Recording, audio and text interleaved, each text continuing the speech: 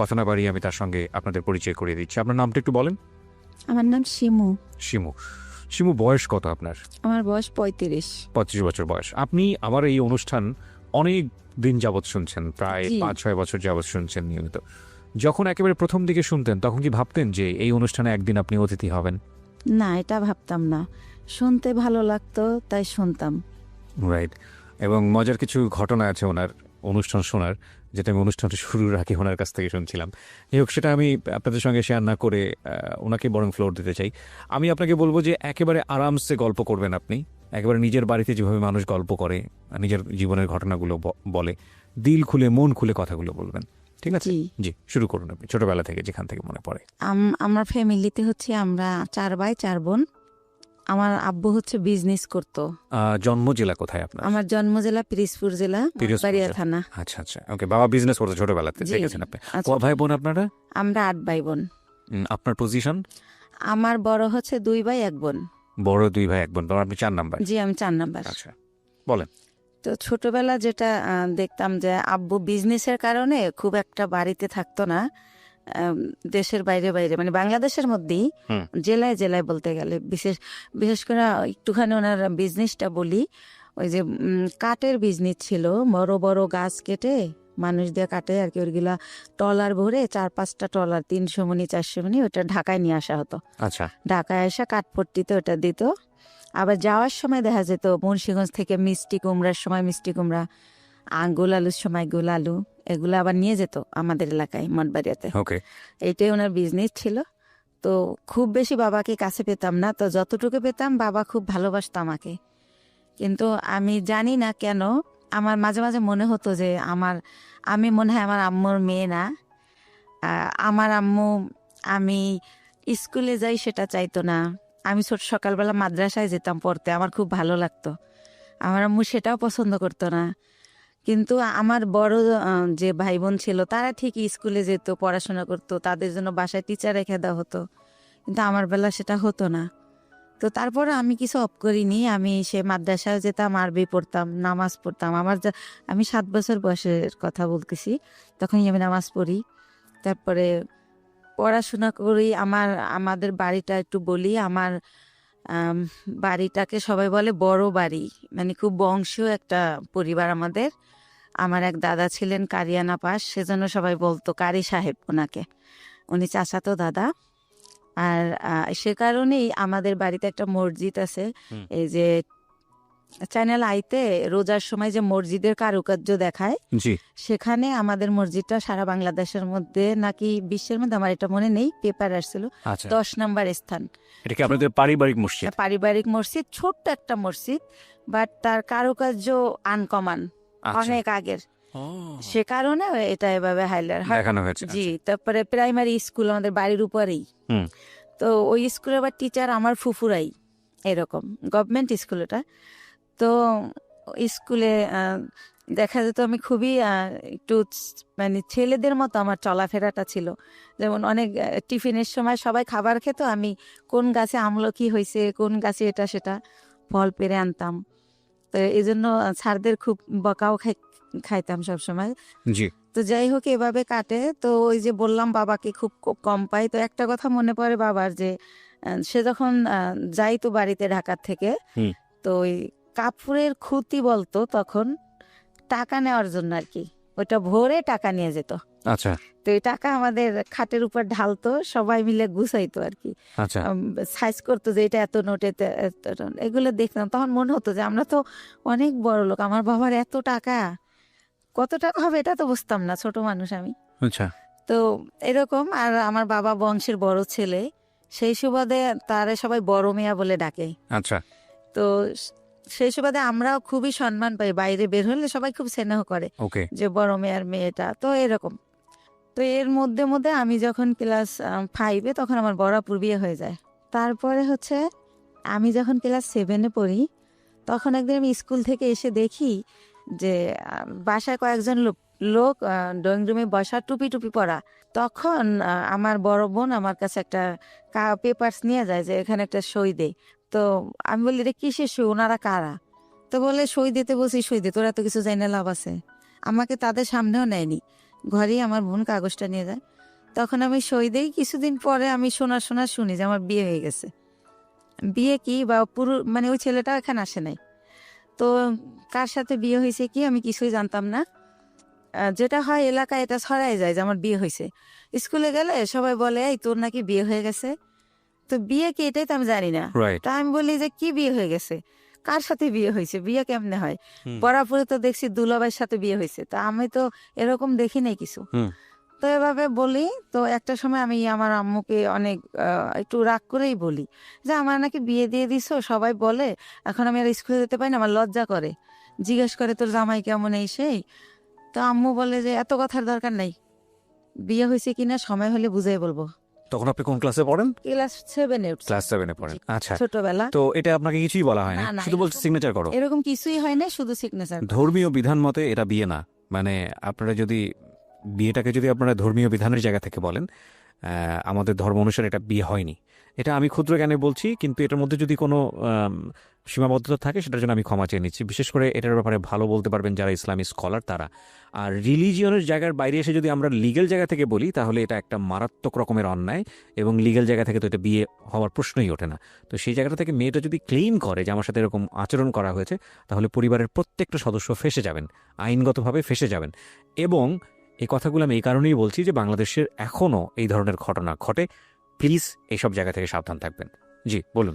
তারপরে আম্মু তো এটার আমার কোনো ব্যাখ্যা দিত না। হুম। তো যখন আমার আব্বুকে আমি জিজ্ঞেস করি যে আব্বু বউ সাজে, শাড়ি পরে, দুইজন বর বউ থাকে, তারপরে বিয়ে হয়, তো আমার বলে বিয়ে হয়েছে, তো কই এগুলা তো কিছু করেন নাই। তখন আব্বু বলে যে নাবালক যদি হয় মেয়ে, সেই ক্ষেত্রে গার্জিয়ানরাই সব, আর তুমি তো আচ্ছা। নাবালক, সেজন্য তোমার এগুলো হয়নি, বড় হও তখন এরকম ভাবে আবার অনুষ্ঠান করবো আমরা। আচ্ছা। তো এতটুকুই জানা হয়। তো এর মধ্যে কি হয় যে আমি যখন ক্লাস 8-এ, তখন ওই ওই লোকের আর কি ভাই হচ্ছে চেল্লায় আসে ঢাকাতে। তো আসলে আমাকে নিয়ে যাবে ওদের দেশে। হুম। তখন যখন কোন লোকের ভাই এটা? ওই আমার হাজবেন্ডের ভাই। হাজবেন্ডের নাম কি ছিল? হাজবেন্ডের নাম ছিল জাহিদ। আচ্ছা, তো জাহিদের ভাই মানে আপনার ভাসুর? জি, আমার ভাসুর। আচ্ছা। তো উনি আর কি আসে ঢাকাতে, তো আমাকে নিয়ে যাব ওনার সাথে। তো আমার আবার একটা অভ্যাস ছিল, এটা ভুলে গেছি বলতে, যে ছোটবেলা খুব বেড়ানোর শখ, কেউ গেলেই তার পিছে পিছে চলে যেতাম। আচ্ছা। আব্বু কোথাও যেতে নিলে আব্বুর পিছে, হয়তো খালি গায়ে আমি, কিন্তু দৌড় দিতাম যে আমার নিয়ে যাও। তো শুনলাম একটা দেশে যাব, নতুন একটা দেশ, ওদের বাড়ি পাবনা জেলাতে। হুম। তো আমি খুব খুশি, তো ওনার সাথে গেলাম। তো যাওয়ার পরে গ্রামে যেটা হয়, সবাই শুনছে যে আমি জাহিদের ওয়াইফ। তখন সবাই বলে যে মেয়ে, এত সুন্দর একটা মেয়ে, ওই সময় তো ছোট ছিলাম, সুন্দর ছিলাম, তো এত সুন্দর একটা মেয়ে এই পাগলটার সাথে কিভাবে দিল এর বাবা মা। আবার মেয়েটার একাই পাঠাই দিয়েছে, কেউ আসে নাই, আচ্ছা। কিন্তু পাঠাইছে অন্য সেন্সে, তা এটা আমার বাবার ফ্রেন্ডের বাড়ি, ওই আচ্ছা। সেন্সে পাঠাইছে। আচ্ছা, কিন্তু লোকজন সবাই জানে যে বউ হিসেবে আসছে। বউ হিসাবে আসছে, এটা জানছে গ্রামের মানুষ। হুম। তো এভাবে বলে, আমি তো সেম পুকুরে ডুবাচ্ছি, দৌড়াচ্ছি, শ্বশুর বাড়ি তো ওরকম বুঝতেছি না। আচ্ছা। তো ওনারে মা ডাকতে হবে, তো সেইভাবে আগে আন্টি ডাকতাম, এখন মা ডাকি, শাশুড়িকে? শাশুড়িকে। ওটা বলে দিয়েছে যে ওনাকে মা ডাকবা? হ্যাঁ, বলে দিয়েছে। আপনি জিজ্ঞেস করেননি? আমার আম্মু বইলা দিয়েছে ঢাকা থেকে, তুমি আগে যখন আসতো তোমার আঙ্কেলের ওয়াইফ আন্টি বলতা, আঙ্কেল বলতা, এখন বাবা আর মা বলবা। তো আপনি জিজ্ঞেস করেননি বাবা মা কেন বলবো? ওই যে বিয়ে হয়েছে তার ছেলের সাথে। না, কিন্তু সেটা তো আপনি তখনও জানেন না। জানি বলতে সে তো মুখে বলতো যে বিয়ে হয়েছে। ও আচ্ছা আচ্ছা। ও, আপনিও প্রশ্ন করেননি যে ঠিক আছে বিয়ে মানে বিয়ে? ওকে। বিয়ে তো আমি আসলে জানতেন না, বুঝি না। বুঝতেন না। জি। রাইট। তো তারপরে হচ্ছে আমি আমার শাশুড়িকে জিজ্ঞেস করি যে মা, এ সবাই যে বলে যে পাগলের কাছে বিয়ে দিছে, পাগলকে? তো বলে আরে ও হচ্ছে জাহিদের কথা বলে। তো আমি বলছি ওনারা সবাই পাগল বলে কেন? তো বলে ও হচ্ছে ঠিক মতো গোসল করে না, পুকুরে ডুবায়, মাঝে মাঝে খেলতে অন্য অন্য জেলায় চলে যায়, ফুটবল খেলে, তো সেজন্য সবাই পাগল বলে, মানে খুব ভালোভাবে থাকে না, অপরিষ্কার একটু আচ্ছা থাকে। আচ্ছা তো এইভাবে আমাকে যেটা বুঝালো, আচ্ছা। তো এইভাবে বুঝলাম, কয়েকদিন বেড়ালাম, তারপর আবার আমার আব্বু যাই নিয়ে আসলো আমাকে। তখনও জাহিদের সঙ্গে আপনার দেখা হয়? না না, দেখা হয়নি, ওকে। ওনাকে আমি দেখিনি। তো আমি জানি না উনি কই, বা আমার ওই তো কিউরিসিটিও নাই। এক্স্যাক্টলি। তো আমি আবার ঢাকা চলে আসলাম। আসার পরে আমার ওই যে মাথার মধ্যে ঢুকছে গ্রামে যে একটা পাগলের কাছে আমার বিয়ে দিছে, ওইটা আমার মাথার থেকে আর সরতেছে না। আমি পড়াশোনা করতে পারতেছি না, স্কুলে যাইতে পারতেছি না, হয়তো ক্লাসে আছি, ম্যাডাম কি বলতেছে আমি শুনি না, এরকম হয়ে যাচ্ছি, মানে কিরকম জানি। তো তখন এরকম হওয়াতে আমার আম্মু আব্বুকে বললো যে ইয়ে হয়েছে, ওদেরকে একটা বাসা টাসা ভাড়া নিয়ে আলাদা করে দাও। তোমার মেয়ে শুধু প্রশ্ন করে, পড়ালেখা করতে চায় না। আমার নাকি আমার আম্মুর নাকি ক্লাস 5-এ বিয়ে হয়েছিল। আমার আব্বু বড় টড় করে তারে সংসার করছে। তো আমার আম্মু বলতেছে আমারও তো ক্লাস 5-এ বিয়ে হয়েছে, কই আমি তো তোর মতো করিনি, আর তুই তো আমার চেয়ে বড়, তুই তো 7-এ পড়িস। তো এরকম আমার ব্যাপারগুলো কেমন জানি লাগে। আমি কি করব বুঝতে পারি না, কার সাথে শেয়ার করব তাও বুঝতে পারি না। তো একটা সময় কি করে আমার আম্মু যে হাজবেন্ড বুঝানোর জন্য নাকি আমি জানি না আমারে একটা বাসা ভাড়া করে দেয়। আমি ক্লাস 8-এ বাসা ভাড়া করে ফার্নিচার দিয়ে ওনার সাথে আমারে দেয়। উনি আনে, এই প্রথম ওনাকে আমি দেখি। একটা অনুষ্ঠানও করে ঘরোয়াভাবে নিজেদের আত্মীয় স্বজনের করে, ওই বাসাটা আমারে দেয়। মৌলবি পড়ে যে মৌলবি এনে যে কবুল বলতে হয় সেটা করিয়েছে আপনাকে? না। Very interesting. ওকে। তো তারপরে যেটা হলো, ওই দিন যেদিন অনুষ্ঠান করলো সেদিনও মিলাদের মতো করে করলো, হুজুর টুজুর ছিল ওনারা। তো যাই হোক, আর উনি পাগলটা ছিল কি পরে যেটা জানি গল্পে চলে আসবে, উনি সবসময় এরকম না, 24 আওয়ার্স এরকম তা না। তো উনি সকালে আমি তো আম্মু বলছে সকালে রান্না করতে, তো রান্না করতে পারি না, তাও ডাল চাল মিলে একটু খিচুড়ির মতো করলাম। তো উনি খেয়ে অফিসে চলে গেল ওই গার্মেন্টসে। তারপরে এভাবেই করে, সে বাসায় আসে, খাওয়া দাওয়া করে, আমার সাথে তেমন কোনো কথা বলে না। এরকম পরের রাতে আবার দেখলাম কি আমার একটা ছবির অ্যালবাম ছিল ফ্রেন্ডদের সাথে, কাজিনদের সাথে, ওইটা উনি টেনে টেনে ছেড়ে, তো ওই কাগজ ছেড়লে একটা আওয়াজ হয়, তো আমি ঘুমাই পড়ি কিন্তু ওই আওয়াজে জেগে যাই। তখন আমি বলি যে আপনি এগুলো ছেড়েন কেন, কি হয়েছে আপনার? এটা বলতেই সে আমাকে একটা চর মারে যে তুমি ছেলেদের সাথে ছবি তুলছো কেন, ছেলে মানে আমার কাজিনরা। আচ্ছা আচ্ছা। তখন আমি বলি তো কি হয়েছে, ও তো আমার খালাতো ভাই, আর আমরা তো একই বয়সের, একসাথে পড়াশোনা করছি, আমাদের বাসা থেকে পড়াশোনা করছে, তাই আপনি এমন করেন কেন, আপনি কি পাগল? আমি রাগ করে বলে ফেলি। তখন আমি ঠিক করি যে এর সাথে তো থাকা যাবে না, এভাবে কিভাবে থাকবো। তো ওই দিন রাত এভাবে কাটে, আমি সকালবেলা বাড়ি চলে যাই, গিয়ে আমার আম্মুকে বললে আমার আম্মু বলে তুমি বেশি চালাক, তোমাকে কে দেছে এই বুদ্ধি, কিসের পাগল, পাগল হলেও চাকরি করে কেমনি। হ্যাঁ, তো আমার সাথে সেই টর্চার শুরু হয়ে যায়, এরকম করে, কি করব। তো আমি বলি যাই হোক আমি আর ওই বাড়িতে যাবো না, তো এইভাবে থাকি। তারপরে আমি ঠিক করি যে আমার কিছু একটা করতে হবে, আমি এই বাসায় থাকবো না, ওই বাসায় থাকবো না। তো আমাদের একটা পারিবারিক ডক্টর থাকে, পিজির অধ্যাপক, উনি ওনার একটা ক্লিনিক দেয় মিরপুরে। তো আমি ওনার সাথে একদিন দেখা করে বলি আঙ্কেল আপনার এখানে আমার একটা কাজ দিবেন। তো বলে কি কাজ করবো তুমি, ছোট মানুষ। তাই আমি বলি ওই যে প্রেশার মাপে কত কিছু করে, ইঞ্জেকশন দেয়, ওটা মানে শিখাবেন, আমি এগুলো পারবো। তা আমি এইতে তো অনেকটা তো আর ছোট না। তো স্যার বলে, ওই আঙ্কেল বলে ঠিক আছে, এখানে চাকরি করলে আমাকে স্যার বলতে হবে, স্যার বলতে পারবো? হাসে আর বলে। আমি বলছি হ্যাঁ পারবো। তো ওইখানে কিছুদিন আমি শেখার পর আমি ওগুলো শিখে যাই। শেখার পরে আমার কিছু স্যালারি দেওয়া হয়, আর বেশি হচ্ছে আমার ভালো লাগে যে আমি ওইখানে টাইমটা পাস করতে পারি। আচ্ছা, তো এইভাবে চিন্তা এটিকে আপনি নিজের বাড়ি থেকে করছেন? হ্যাঁ, শ্বশুর বাড়িতে যাচ্ছেন থেকে না, আচ্ছা। ওই বাসায় আর আমি যাই না। তো বাবার বাড়ি থেকেই করছি, বাবার বাড়ির কাছেই, যেহেতু সেকেন্ড কলোনি থেকে মাজার খুব দূরে না। তো এভাবে করি। তো আমার বাবা জানতে চায় কেন করি, আমি বলি যে ডাক্তারি পোশাক, নার্সের পোশাক আমার ভালো লাগে, তো তাই করি, আমার খুব ভালো লাগতেছে। তো পড়াশোনার কি হবে, আমি বলছি না পড়াশোনা চলবে, সমস্যা নেই। তো এভাবে যাইতে থাকে। তো ওই লোকটা একেবারে অসুস্থ হয়ে পড়ে একটা সময়, মানে জাহিদ। আচ্ছা, আপনার হাজবেন্ড? হ্যাঁ, অসুস্থ হয়ে পড়লে ওনাকে অনেক জায়গায় ডাক্তার দেখানোর পর লাস্টে ওই ক্লিনিকেই ভর্তি করে আঙ্কেলের। ভর্তি করলে জিজ্ঞাসা করে আঙ্কেল যে এটা কে, তখন বলে যে আমার হাজবেন্ড, মানে যার অধীনে আপনি চাকরি করছেন? জি জি। ওকে। তো আঙ্কেলের ক্লিনিক, আঙ্কেল ওটার মালিক আর কি।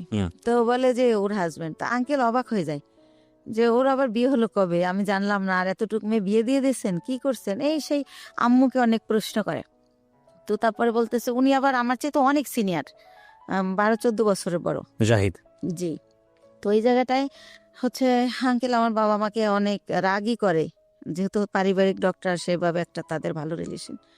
তখন আমাকে সেই বলে যে তুমি হচ্ছে পরীক্ষা দিবা, স্কুল করতে হবে না, তুমি কাজ শেখো, তোমার ভবিষ্যৎ তুমি করো, এর কন্ডিশন ভালো না, এ কোন সময় কি হয়ে যায় বলা যায় না, স্যার আমাকে বলে। তখন আমি স্যার ডাকা শুরু করি যখন আমি ওখানে জব শুরু করি।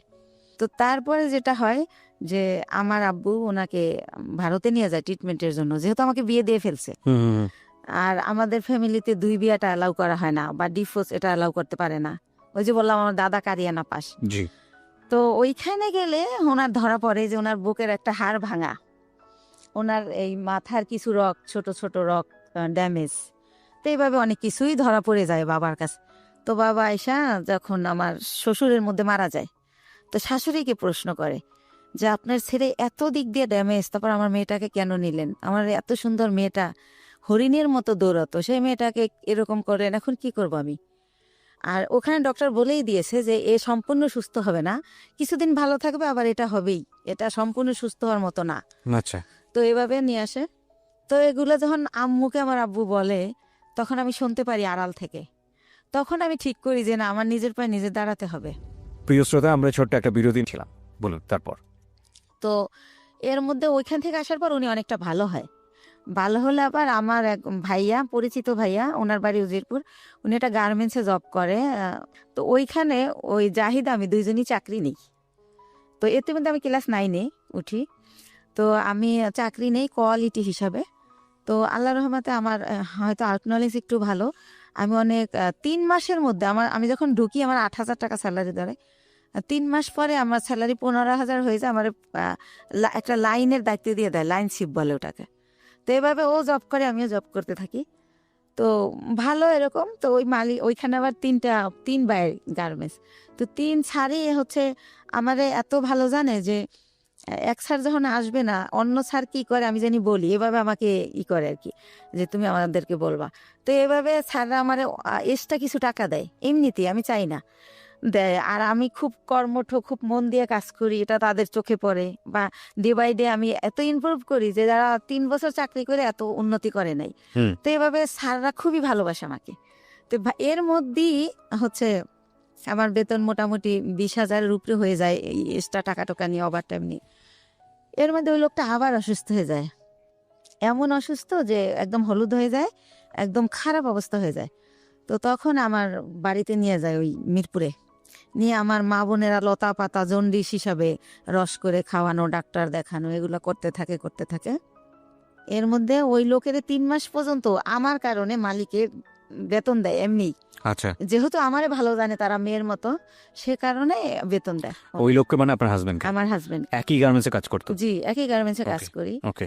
এই যে আরেকটা আরো কিছু ওনার কিছু সিমটম ছিল।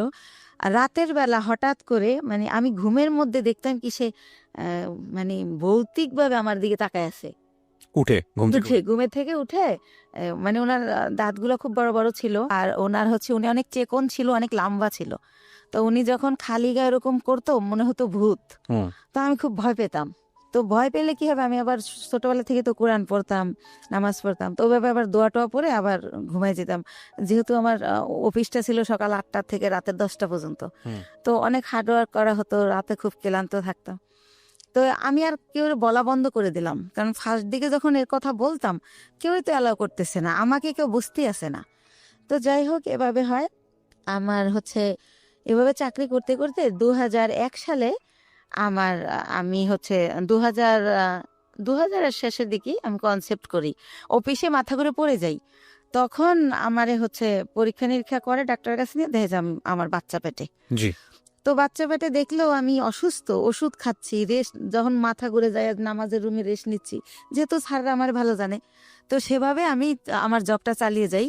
তো যখন 6 মাস হয়ে যায়, তখন আমি আর পারি না, নিজের সাথে আর যুদ্ধ করতে পারি না, তখন আমি জবটা ছেড়ে দেই। তো এর মধ্যে আমার মোটামুটি বেশ কিছু টাকা সঞ্চয় হয়ে যায়। তো জবটা ছেড়ে দেওয়ার পর আমার বেবিটা যখন হয় 2001 সালের মানে জানুয়ারি মাসের 31 তারিখ রাত 12:30টায় হয় আমার ছেলেটা। ওকে। সেখানেও বলি, আমাকে যখন একটা প্রাইভেট ক্লিনিকে নেয়, অন্য লোকে নেয়, আমার হাজবেন্ড নেয় না। আর আমি যে প্রেগনেন্ট, এই সময়টা আমার মার আমাকে একটু সময় দেওয়া উচিত, আমার কাছে থাকা উচিত, কিন্তু আমার মা সেটা করে না। তো সে কারণে আমি এই ভাড়া বাসায় থাকি, মার কাছে আর থাকি না। তো আমি যখন আমারে অন্য মানে ভাড়াটিয়ারা নিয়ে যায় একটা ক্লিনিকে, সেখান থেকে আমার অবস্থা খারাপ দেখে, যেহেতু আমার বয়স কম, সেজন্য আমার অবস্থা খারাপ হয়ে যায়, বা আমার খাওয়া দাওয়া হয় না ভালো। তো আমার ঢাকা মেডিকেল নিলে তখন ডক্টররা বলে যে ইমিডিয়েটলি সিজার করতে হবে, না হলে মা কাউকে বাঁচানো যাবে না। তো সিজার করবে, হাজব্যান্ডের সিগনেচার লাগবে। এখন হাজব্যান্ড কোথায়? তখন উনি আবার ওই অসুস্থ থেকে সুস্থ হয়ে মোটামুটি অফিসে আবার যায়, ওই কোম্পানি আবার অফিসটা পুরান ঢাকায় নিয়ে যায়, সেখানে উনি জব করে। তো তো ওনাকে বারবার বলা হয় যে আপনি আসেন, আপনার সিগনেচার ছাড়া অপারেশন হবে না। বলে কে একজন দিয়ে দিলে হয়, আমি যাব না, সে আর যাই না। তো এক পর্যায়ে আমার যে এক ভাইয়া, ওই যে বললাম যে আগে জব করতাম একসাথে, ওই ভাইয়াটা হাজবেন্ডের জায়গায় সিগনেচার করে। তো আমার সিজারে আমার ছেলেটা হয়। আপনার ছবি দেখাবো না, আমি নিয়ে আসছি মাশাল্লাহ। জি। তো আমার ছেলেটা, ডক্টর হচ্ছে এভাবে পা ধরে ঝুলায় বেডে গিয়া, যখন আমার বেডে দেওয়া হয়, আমার আমার যখন সেন্স ফেরে, তখন বলে যে আপনার ছেলেটা অনেক মেধাবী হবে। আমি এত বছর এই জবে আছি, এরকম খুবই কিউট, খুবই স্বাস্থ্যসম্মত হয় বেবিটা। তো ওরে ডাক্তারি পড়াবেন, আমার রিকোয়েস্ট রইলো। এভাবে বলে কথা বলতে বলতে। তো হসপিটালে আমি 10 দিন থাকি। ওখানে রাখা হয় 7 দিন, কিন্তু যেহেতু আমি ছোট, তার মধ্যে সিজার হয়, এই জন্য 10 দিন রাখে। তো এর মধ্যে কি হয়, আমার মা যেদিন আমার সিজার হয় তার পরের দিন আমার মার বাসার একটা কাজের মেয়েকে পাঠাই দেয়, কিন্তু আমার মা যায় না। তো কাজের মেয়েকে জিজ্ঞেস করি, লাখি আম্মু আসলো না? বলে যে তার শরীর ভালো না, জ্বর। তো এই লাখি আমার সাথে থাকে হসপিটালে। আচ্ছা, আর একটা বুয়ার, বাচ্চার বয়স কত? না আমার বাচ্চা তো মাত্র হলো, আমি হসপিটালে। ওকে, ঠিক আছে। তো আমার হসপিটালে তো একটা, আমি তো সিজারের, আমি তো বাচ্চার কিছু করতে পারবো না।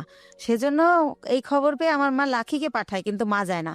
তো 10 দিন পর আমার এই লাখি সহই আমার বাড়িতে নিয়ে যায়, আমার বাসায় নিয়ে যায়। তারপর আমার মা দেখতে আসে আমাকে। তখন আমি অনেক কান্না করে জিজ্ঞেস করি যে মা, তুমি কি সত্যি আমার মা? আমি হসপিটালে রইলাম, এত কষ্ট করলাম, তুমি আমার দেখতে আসলে না, এখন আসছো কেন? কয় আইসা কি অন্যায় করে ফেলছি, একটু পরেই চলে যাব, আসছি তোমার বাচ্চার চুল কামাইতে হবে তাই। তো আমি তো বুঝি না চুল কামাইতে হয় বা কিছু একটা। তো উনি আমার বাচ্চার চুল কামায়, ওই দিন থাকে, তারপরের দিন আবার চলে যায়। তো এর মধ্যে আমার ওই যে ভাইয়াটা যে সিগনেচার দিছিল, সেই ভাইয়াটা আমার বেবিটাকে দেখতে আসে। আসার পরে আমি ওনার সাথে শেয়ার করি যে ভাইয়া, আমি তো এখন জব করতে পারবো না, জব করলে আমার বাচ্চা কার কাছে রাখবো? তাহলে আমার তো কিছু টাকা আছে, আপনি কি আমার টাকাটা নিয়ে কোনো ব্যবসা করতে পারেন এরকম, যে আপনিও ব্যবসাটা করলেন, আমারে কিছু দিলেন যাতে আমি চলতে পারি বাচ্চা নিয়ে। তো উনি আমার সবই জানে, আমার কষ্টের কথা। তো বলে আচ্ছা দেখা যাক কি করা যায়। তো উনি আবার 1 সপ্তাহ পরে আয়সা বলে, শিমু একটা ব্যবসা খুঁজে বের করছি। কি? এক্সেসরিজ ব্যবসা, গার্মেন্টসের মাল কিনে আমরা গার্মেন্টসে দিব। তো আমি তো বুঝি না এক্সেসরিজটা। তো উনি আমার বুঝাই বলে যে পলিথিন, কার্টন, লেবেল, হ্যান্ডটেক, এইসব এসব। তো কত টাকা লাগবে ভাইয়া? তো বলে তোর কাছে কত টাকা আছে সেটা বল। তাই আমি বলি আমার কাছে মনে হয় 60-70 হাজার টাকা আছে, এটা হবে? তো বলে যে হ্যাঁ, এটা দিয়েই শুরু করি, প্রথম দেখি কি হয়। তো আল্লাহ রহমতে উনি শুরু করলে প্রায় আমার খরচও চালায়। এরপরে উনি 6 মাস পরে বলে যে প্রায় আমাদের পুঁজি হয়ে গেছে 3 লাখ টাকার মতো 6 মাসের মধ্যে। তো অনেক ভালো লাভ। তো তখন বলে যে আরো টাকা ইনভেস্ট করলে ভালো হতো। তো আমার বাবার দেওয়া কিছু গয়না থাকে আমার, সেই গয়নাগুলো আমি বিক্রি করে আরো টাকা ওইখানে ঢুকাই। তো এরকম করতে করতে আমার বাচ্চাটা, মানে আমার ছেলেটার বয়স হয়ে যায় 2 বছর। 2 বছর, ওকে। 2 বছর হয়ে যায়। তো আল্লাহর রহমতে ভালোই আছি, ভালোই চলতেছি, ব্যবসা খুব ভালো হচ্ছে। তো এভাবে, তো আমি বলি যে ভাইয়া এখন একটা অফিস নেন, তাহলে আরো ভালো হবে। তো ভাইয়া কি করে, একটা আরামবাগে ছোট একটা অফিস ভাড়া নেয়, কার্ড ছাপায়, ভিজিটিং কার্ড, কোম্পানির একটা নাম দেয়, স্বদেশ ইন্টারন্যাশনাল। তো এইভাবে একটা নাম দিই আমরা। তো তারপরে যেটা হয় যে ব্যবসা কি হয়, যে টাকা যায় তার চেয়ে আমরা 3 ডবল মাল বাকি আনা যায়। ধরেন 1 লাখ দিয়ে 3 লাখ টাকার মাল বাকি আনা যায়। এভাবে আমরা আবার কোম্পানির মাল দেই। এভাবে করতে করতে আল্লাহর রহমতে আমাদের পুঁজি প্রায় সে 30-40 লক্ষ টাকা হয়ে যায়। যেহেতু আমরা কম পুঁজি খাটাই ভালো ব্যবসা করতেছি, যেহেতু আমাদের লেনদেন ভালো, এর মধ্যে আমাদের 3টা কর্মচারী নিয়ে নেয় ভাইয়া। একটার নাম স্বপন, একটা বাপ্পি, আর একটা রেজা। তো এভাবে ভালো ব্যবসা চলতেছে। তো আমার ছেলেটা 2 বছর যখন হয়, ও একা একা পেন্সিল খাতা দিয়ে বসাই দিয়ে খেলতে, দেখি যে ও সরল লিখে ফেলে এভাবে। তো দেখি যে আব্বু এরকম করো, তো লেখে। তো তখন আর ওরে আমি বলি আমার ভাইয়াকে যে ভাইয়া, ওরে না স্কুলে দিয়ে দেই, কিন্ডার গার্ডেনে, ও তো লেখা শিখে গেছে। তাই দূর হবো কা, এত তাড়াতাড়ি না। তো এরকম করতে করতে আমাদের বাসায় একটা ম্যাডাম ভাড়া থাকে পাশের ফ্ল্যাটে। তো ম্যাডামকে বলি, ম্যাডাম কয় ওর ওর পরীক্ষা দেওয়া লাগবে না, এমনি নিয়ে যায় নাইসেন, ভালো হবে, এতে ওর শেখা হলো, সামনের বছর ভর্তি করবেন। তো এইভাবে নিয়ে যেতাম, আসতাম, ফিটার নিয়ে যেতাম ব্যাগে করে, ওর ফিটার খাওয়াতাম টিফিনে। তো এভাবে ওরে সবাই আদর করে, ওর নাম হীরামণি। তো ওর নাম হীরা, আদর করে সবাই হীরামণি ডাকে। তো এরকম একটা পজিশনে আমার বাবা শোনে যে আসলে আমার বেশ কিছু টাকা হয়েছে, আমি ভালো বিজনেস হচ্ছে আমার, আমি খুব ভালো আছি। তো আমার বাবা আমাকে বলে কি যে ওই যে কারি দাদু, সেই দাদু মারা গেছে, দাদুর ছেলেরা সব আমেরিকায় সেটেল, তো তাদের কিছু জমি বিক্রি করে চলে যাবে, একেবারেই কম দামে দিয়ে দিবে যদি নিজেরা নেয় যারা বেলাডের। তো আমার বাবা আমাকে বলে যে হচ্ছে এরকম জমি বিক্রি করবে, তো তুমি কি কিনবা? তো আমি ভাইয়ের সাথে আলাপ করি, তো ভাই বলে যে জমি তো আর কিনলে ফালানো যায় না, কিনতে পারিস যেহেতু কম দাম। তো মাত্র 1 বিঘা জমি মাত্র 45,000 টাকা দাম।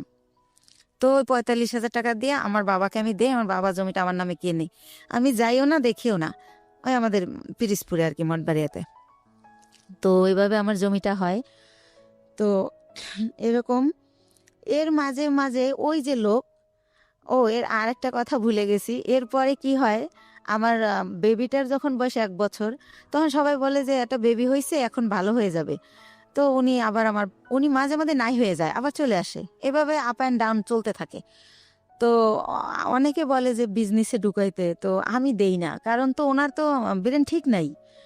তো সেজন্য দেই না, যে না, উনি মাঝে মাঝে জব করে, আবার চলে যায়, আবার আসে। তো উনি কি করে, ঈদ যেমন প্রথম ঈদ আমার বেবি হওয়ার পরে, তো ঈদের দিন উনি হচ্ছে চাঁদ রাতের দিন, ওনার এক ভাগ্নে আমার এখানে জব করে, যেটার নাম বললাম রেজা, আর একটা থাকে ভাগ্নে আনোয়ার। তো চাঁদ রাতের দিন ওরা বাসায় আসছে, তো রাত অনেক হয়েছে, আমি বলি এই তো আনোয়ারে জিজ্ঞেস করি তোমার মামা বাসায় আসবে না? বলে না। আমি বলছি কেন, কোথায় গেছে? কয় ওনার এক ফ্রেন্ড আসছিল কুমিল্লা থেকে, সম্ভবত উনি কুমিল্লা চলে গেছে। তো এর আগেও একবার ফার্স্ট ঈদে এরকম করে, উনি চাঁদ রাতের দিন নাই হয়ে গেছে। তো উনি আবার কোরবানির আগে ব্যাক করে, এতদিন উনি কই ছিল জিজ্ঞেস করলে অ্যান্সার করে না। তো সেম কাহিনী আমার ছেলে হয়েছে, আমার ছেলের বয়স 1 বছর, আমার ছেলের ফার্স্ট ঈদ উনি এরকম চাঁদ রাতে আসে নাই। তো আমি বললাম যে আগে আসে নাই সেটা একটা ব্যাপার ছিল, এখন তো একটা ছেলে আছে, তা উনি গেল কোথায়? তো এভাবে জানতে জানতে জানি যে উনি কুমিল্লা চলে গেছে। কিন্তু ওনার একটা ব্যাপার ছিল যে উনি কোথায় যেত এটা বলে যেত না কখনো, ওনার মনে হয়েছে উনি চলে গেছে, আবার কেন জানি মনে হয়তো উনি ব্যাক করতো, উনি এই টাইপের ছিল। তো এভাবে কিন্তু আমার বাবা ওই সম্পত্তিতে আমার আমার নামের জায়গায় স্বামীর নাম ইউজ করতে হয়, কাগজের তো একটা আছে, ফর্মালিটি আছে সেই ক্ষেত্রে। তো এভাবে আহ, এভাবে করতে করতে 2007 সাল খুবই ভালো চলতেছি, 2007 সাল হয়ে গেল, আমাদের বিজনেস আরো অনেক বড় হলো, সরকারিভাবে এলসি করা হলো। তো এভাবে করতেছি, এর মধ্যে হচ্ছে ওই যে ভাইয়া যে প্রধান ছিল বিজনেসের সবকিছু দেখাশোনা করতো, ওনার নাম হচ্ছে দুলাল, ওনার বাড়ি উজিরপুর থানায়, সানুহার গ্রাম। তো ওনারে আমি আমার আপন ভাই, ব্লাডের চেয়েও বেশি, মানে ওনারে আমি অনেক রেসপেক্ট করতাম। উনি বাসায় আসলে আমার মনে হতো আমার ফ্লোরটা বইতে কাঁপে, কারণ মাথায় কাপড় না থাকলে বলতো মাথায় কাপড় নাই কেন, একটু হেসে কথা বললে, একটু জোরে হাসলে বলতো মেয়ে মানুষ এত জোরে হাসে কেন, বা এসে জিজ্ঞেস করতো 5 ওয়াক্ত নামাজ পড়ছিলি তো। খুব শাসন করতো, ইসলামিক মাইন্ডেড ছিল, চারিত্রিক বৈশিষ্ট্য খুব ভালো ছিল। তো ওনারা অনেক রেসপেক্ট করতাম। তো উনি ছিল আমার সবকিছু, কোথায় কি আমি তো আর অত বুঝি না, মেয়ে মানুষ, বিজনেসটা উনি করতো। কিন্তু টাকা পয়সা যখন শর্ট পড়তো আমি ফ্রেন্ড সার্কেল থেকে দাঁড় করতাম, এরকম এরকম করে দিতাম, আবার ব্যাংক লোন করতাম, এরকম ভাবে চলতো, কখনো গহনা বিক্রি করতাম, এরকম চলতো। তো ভালোই। এর মধ্যে হচ্ছে 2007-এর দিকে উনি ফেরত আসলো ইভেন্ট, তখন আমি ওনাকে কোনোভাবেই রাখবো না। তো আমার বাবা মা সবাই বলল যে হচ্ছে শেষবারের মতো দেখো, এরপরে যদি চলে যায় তাহলে আর আমরাই ওনাকে কোনোভাবে আর অ্যালাউ করব না। তো সেবার উনি 3 মাস ছিল। আচ্ছা, 3 মাস কোথায় যেত আপনি জানতেন না? না না না, একদমই জানতেন না? ওনার বাবা মাও জানতো না, উনি যখন বিয়ের আগে ভাবে নাই হইতো, আচ্ছা, জানতো না উনি কোথায় যায়। তো যখন হচ্ছে 3 মাস ছিল, এবার 3 মাস থাকার পরে উনি আবার নাই হয়ে চলে যায়। তো তারপরে হচ্ছে কি, উনি যখন চলে যায় এই 3 মাস থেকে এই লাস্ট, ওনার পাটার আসবে না, এরপর আমি অন্য ইয়েতে যাব। তো উনি যখন চলে যায় তখন আমার আবার বেবি পেটে চলে আসে, সেকেন্ড বেবি। কিন্তু একটা কথা ভাইয়া বলে রাখি, মানে হাজবেন্ড ওয়াইফ এক জায়গায় যাওয়া, হাজবেন্ড ওয়াইফ কথা বলা, একসাথে খাওয়া, ওনার সাথে আমার এটা কোনো